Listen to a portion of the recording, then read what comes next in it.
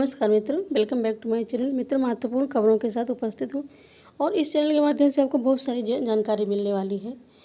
तो यदि अभी तक आपने इस चैनल को सब्सक्राइब नहीं किया तो सब्सक्राइब करते हुए आगे बढ़ें। और आज की हेडलाइंस देखें। महानिदेशक स्कूल शिक्षा विजय किरण आनंद जी बने गोरखपुर के डीएम। अनामिका को मिला कार्यप्रभार। आईएएस अधिकारियों के तबादले। योगी सरकार करेगी मेरी सरकार पोर्टल का लॉन्च। महिला शिक्षिकाओं ने की पीरियड लीव की मांग।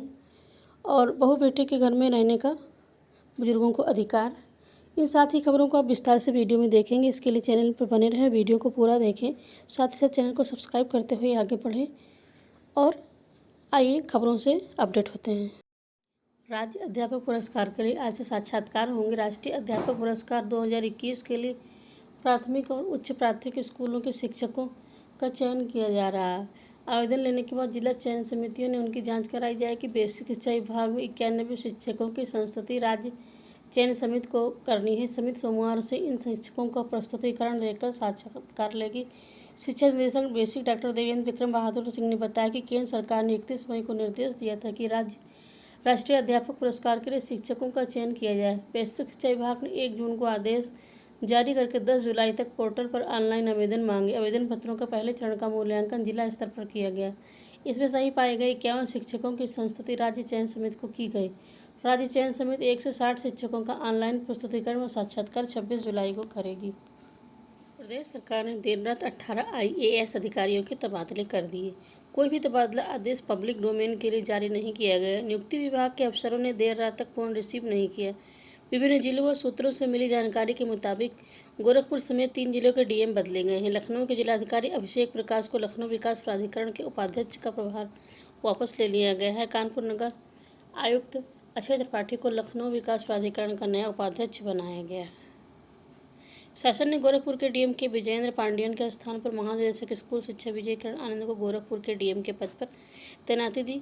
पांडियन को अंतर राज्य प्रतिनियुक्त करने के लिए कार्यमुक्त करने को मंजूरी दे दी गई। पीजी को बेसिक शिक्षा में प्राइमरी शिक्षकों की भर्ती, स्कूल में बदलाव के लिए कायाकल्प योजना और शिक्षा विभाग के कार्मिकों को बाबू राज से सहूलियत देने के लिए मानव संपदा पोर्टल के सफल क्रियान्वयन का इनाम मिला है। उन्हें मुख्यमंत्री के गृह जिले की कमान सौंपी गई है। से पहले बढ़ सकता है शिक्षा मित्रों का मानदेय। यूपी सरकार विधानसभा चुनाव के पहले शिक्षा मित्रों का मानदेय बढ़ा सकती है। बेसिक शिक्षा विभाग ने सरकार को 1,46,000 शिक्षा मित्रों को दिए जा रहे मानदेय, सरकार पर वित्तीय भार समेत पूरा ब्यौरा दे दिया है। करीब 4 साल से शिक्षा मित्रों का मानदेय नहीं बढ़ाया गया। वर्तमान में उन्हें 10,000 रुपये मानदेय मिलता है। सूत्रों के मुताबिक 2 से 4,000 रुपये तक की बढ़ोतरी हो सकती है। भाजपा ने विधानसभा चुनाव 2017 में लोक कल्याण संकल्प में शिक्षा मित्रों की समस्या को 3 माह में न्यायिक तरीकों से सुलझाने का आश्वासन दिया। जुलाई 17 में सुप्रीम कोर्ट के फैसले के बाद 1,36,000 शिक्षा मित्रों को सहायक अध्यापक पद पर समायोजन रद्द कर उन्हें पुनः शिक्षा मित्र बनाना पड़ा। जबकि शिक्षा मित्रों के आंदोलन के बाद सरकार ने उनका मानदेय 3500 से बढ़ाकर 10,000 रुपये किया और इसके लिए दिनेश शर्मा की अध्यक्षता में कमेटी बनाई गई। कमेटी अपनी रिपोर्ट सौंप चुकी है और जानकारों के मुताबिक चुनाव को देखते हुए शिक्षा मित्रों की नाराजगी दूर करने के लिए सरकार व संगठन के बैठक में उनका मानदेय बढ़ाने का फैसला हुआ है। इसके लिए सरकार ने कई जानकारियां मांगी थी, लेकिन बेसिक शिक्षा विभाग ने सौंप दी है। संगठन की अगस्त में होने वाली उच्च शासन ने गोरखपुर के डीएम की विजयेंद्र पांडियन के स्थान पर महानिदेशक स्कूल शिक्षा विजय किरण आनंद को गोरखपुर के डीएम के पद पर तैनाती दी है। विजय को बेसिक शिक्षा में प्राइमरी शिक्षकों की भर्ती, स्कूलों में बदलाव के लिए कायाकल्प योजना, शिक्षा विभाग के कार्मिकों को बाबू राज से सहूलियत देने के लिए मानव संपदा पोर्टल के सफल क्रियान्वयन का इनाम मिला है। उन्हें मुख्यमंत्री के गृह जिले की कमान सौंपी गई है। सचिव बेसिक शिक्षा अनामिका सिंह को महानिदेशक स्कूल शिक्षा का अतिरिक्त प्रभार दिया गया है। मुख्यमंत्री आज करेंगे मेरी सरकार पोर्टल को लॉन्च। योगी सरकार का योजनाओं को बेहतर तरीके से लागू करने पर विशेष फोकस है। योजना के संबंध में लोगों की क्या राय है, इसका आकलन करके उसमें समय समय पर जनहित में सुधार भी किए जाते रहे हैं।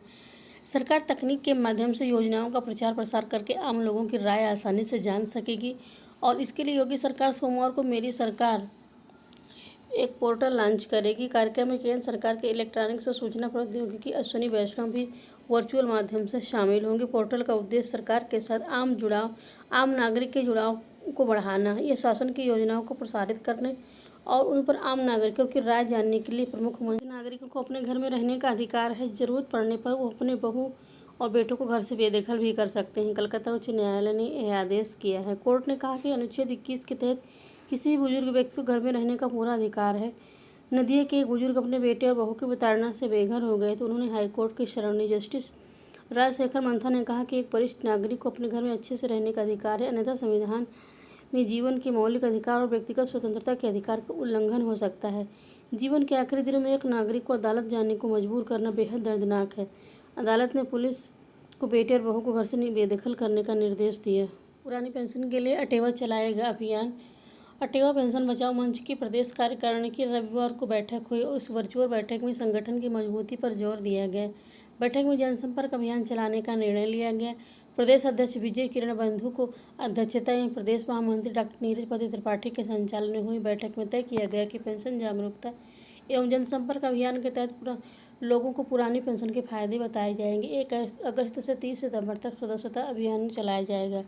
इस बीच से 8 से 9 अगस्त को एनपीएस निजीकरण भारत छोड़ो के तहत भी अभियान चलाया जाएगा। इसके तहत सभी दलों के राष्ट्रीय एजेंडे को प्रदेश अध्यक्ष से मांग चलाई जाएगी। पुरानी पेंशन के एजेंडे में शामिल करने के लिए कहा जाएगा। राष्ट्रीय बाल अधिकार संरक्षण आयोग एनसीपीआर की तरफ से कराए गए एक सर्वे में चौंकाने वाली बात सामने आई है और अध्ययन में कहा गया है कि 59.2% बच्चे अपने स्मार्टफोन पर मैसेजिंग ऐप का उपयोग करते हैं, जो कि सिर्फ 10.1 बच्चे ही स्मार्टफोन या इंटरनेट सुविधा वाले उपकरणों का इस्तेमाल ऑनलाइन पढ़ाई या सीखने के लिए करते हैं। मोबाइल फ़ोन व इंटरनेट सेवा वाले दूसरे डिवाइस का इस्तेमाल कर बच्चों पर पड़ने वाले प्रभाव का अध्ययन करने के लिए सभी आयु वर्ग 8 से 18 साल के 30.2% बच्चों और किशोरों के पास अपना स्मार्टफोन है। 13 साल से ज़्यादा उम्र के किशोरों में स्मार्टफोन के इस्तेमाल की प्रवृत्ति काफ़ी तेज हुई है। अध्ययन के अनुसार पता चला है कि 12 से 13 साल के ज़्यादा उम्र के किशोरों के अभिभावक उन्हें लैपटॉप या डेस्कटॉप दिलाने के बजाय स्मार्टफोन उपलब्ध कराना ज़्यादा बेहतर समझते हैं।